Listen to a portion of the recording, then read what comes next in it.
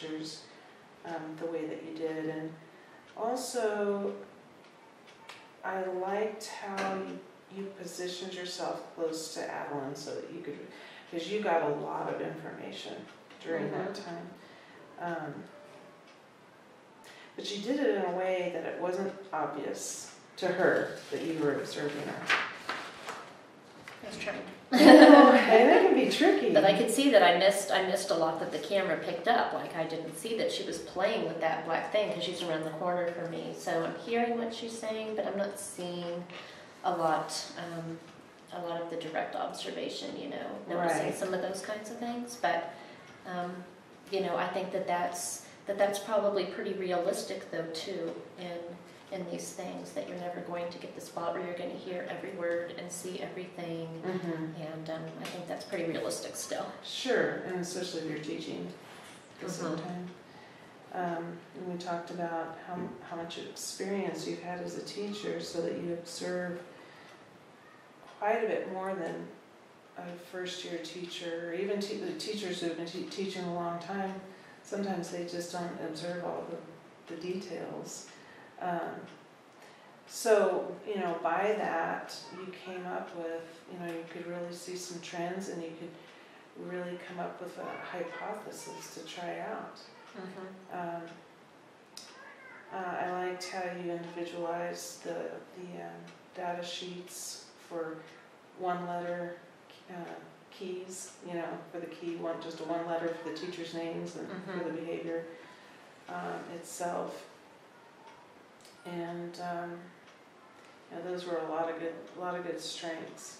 And I think that you'll do really well with the peer-to-peer, helping them to understand how to use those two tools. So let's go ahead and just discuss a little bit more about the implementation of these two tools. Just to see if there are any other modifications since the last time we talked about it. So it would be on your professional development plan. You may or may not have any modifications.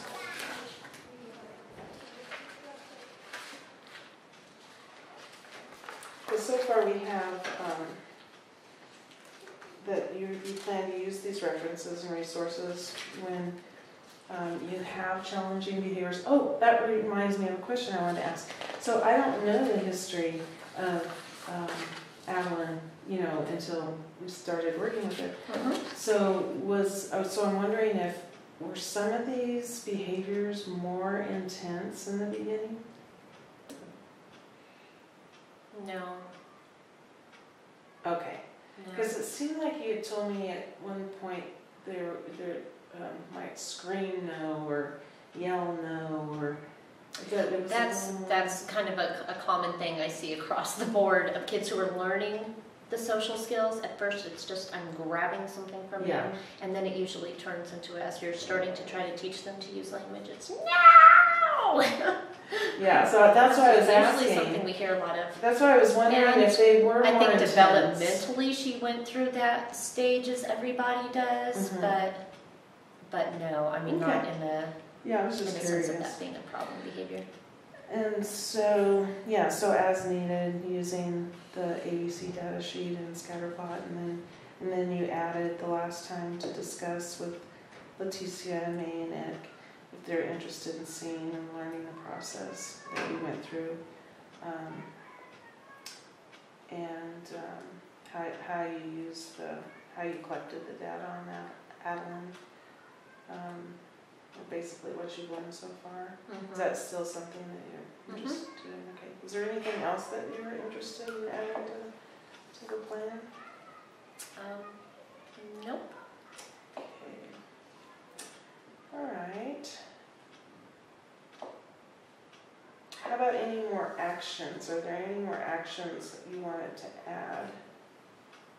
Or did you identify any new needs from the experience? Just the one need that I thought of was having that ABC data sheet with bigger squares, just to allow more room for me to write, and that might just need to be a beginning thing that I'll need, because as I'm starting out, because I end up, yeah, it did end up being so anecdotal and stuff.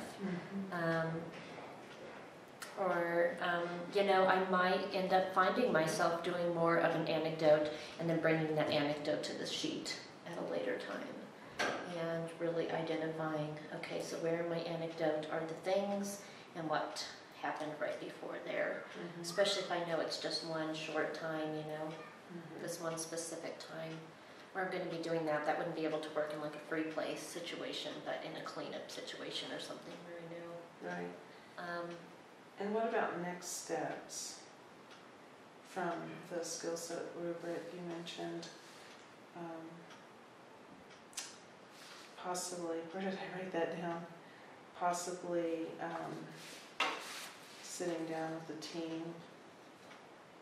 It would be getting together with the teachers and saying, which area would you want to focus on? Right. Do you want to focus on some of those free play behavior times, or do you want to focus on cleanup?